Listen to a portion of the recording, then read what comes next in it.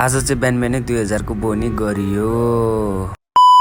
टक्क लाएर बिहानै उठे, ओछिन सोसिन पनि ट्याकटुक्क मिलाए, टकटक लाएर तलतिर झरे। तल आएर हेर्दा त भान्जी र बहिनी खेलिरहेको रहेछ। म पनि खेल्न थाले। ब्रस गरेर मुखसुख धोएर फ्रेस भएर खानालाई रेडी हुँदै थिएँ। यता भाउजूले तरकारी बनाइरहनु भएको रहेछ। भात सात सबै पाकिसकेको रहेछ।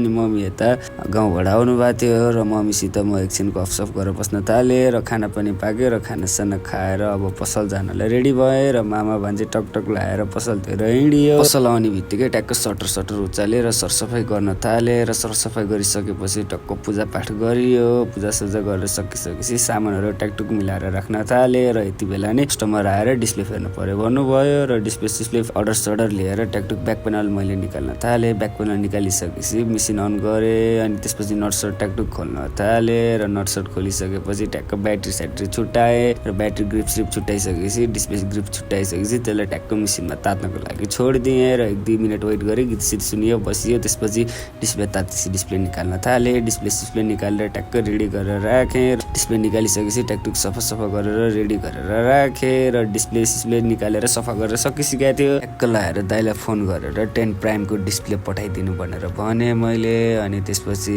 दाइले आधा 1 घन्टापछि पठाइदिन्छु भन्नुभयो। ल ठिकै छ भनेर मैले वेट गरेँ। हेर्दै 12 बजिसक्यो। अहिलेसम्म न दाइ आएछन् न डिस्प्ले आएछ।